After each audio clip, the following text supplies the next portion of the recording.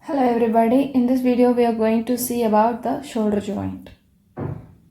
So first of all we must know under which type of joint does the shoulder joint come. So it is under the synovial joint of ball and socket variety. Why so?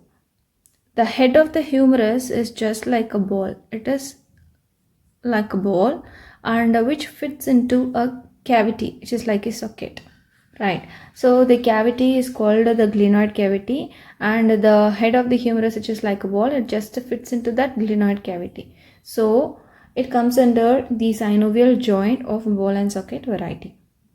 So you can see this is the frontal view of scapula. From the frontal side we are just looking into the scapula.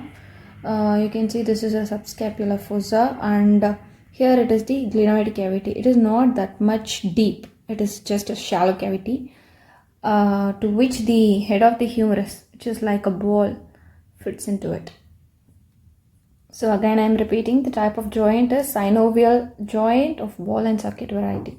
Then coming to the articular surfaces, it is nothing but the glenoid cavity of the scapula and the head of the humerus, which articulates with the glenoid cavity of the scapula. So the articular surfaces are the head of the humerus and the glenoid cavity of the scapula.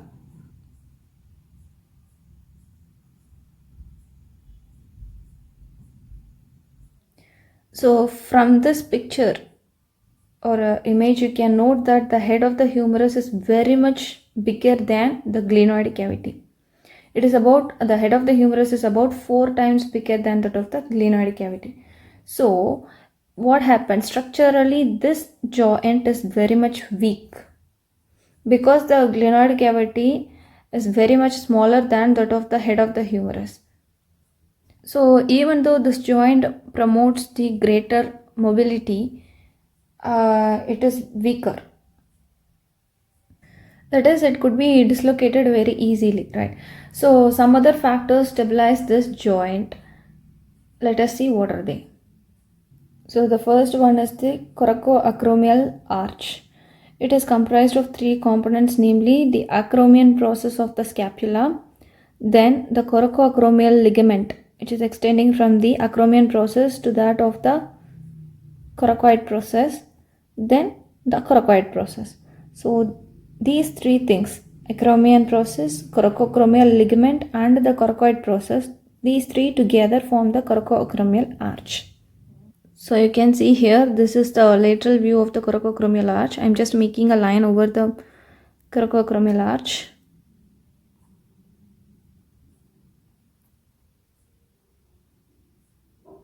This is the coracoacromial arch extending from acromion process to that of the coracoid process. This is formed by 3 components, namely the acromion process, the coracoacromial ligament and the coracoid process. So the another thing which provides a stability to the shoulder joint is the musculotendinous cuff, right? It is also called as the rotator cuff. It comprises mainly of 4 muscles, namely the supraspinatus, infraspinatus,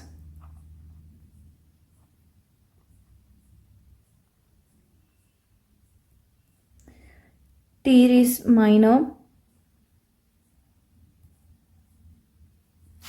and subscapularis.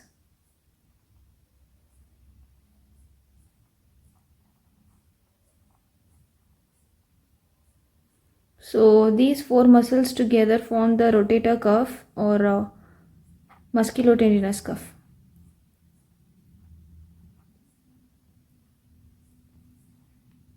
So just look at my pointer where I'm drawing. So the musculotendinous cuff, it covers the shoulder joint like this. Except at the inferior portion, the shoulder joint is almost covered by the rotator cuff. That is by the tendon of the supraspinatus, infraspinatus, teres minor and subscapularis muscle. So it is covered in such a way that the shoulder joint is under the rotator cuff. The next thing which helps in the stability of the shoulder joint is the glenoid labrum. So how does this glenoid labrum helps? See, glenoid cavity is not that much deeper, right? It is very shallow. So what does this glenoid labrum? It just deepens the glenoid cavity, so that the head of the humerus is somewhat more firmly attached to that of the glenoid cavity. So again, as a revision, I am just saying it again. The stability of the shoulder joint is ensured by the coracoacromial arch. The components of the coracoacromial arch are three in number, namely the acromion process, then the coracoacromial ligament,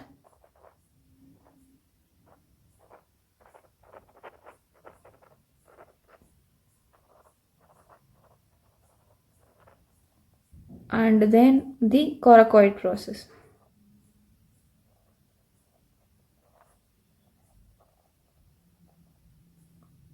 So the coracoacromial arch comprises of acromion process of the scapula and the coracoacromial ligament, which extends from the acromion process to that of the coracoid process of the scapula, and the third is the coracoid process of the scapula.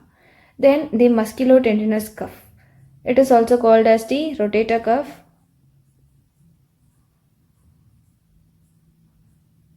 So we already saw that the rotator cuff is composed of four muscles, namely the supraspinatus, infraspinatus, teres minor, and the subscapularis, and then the glenoidal labrum.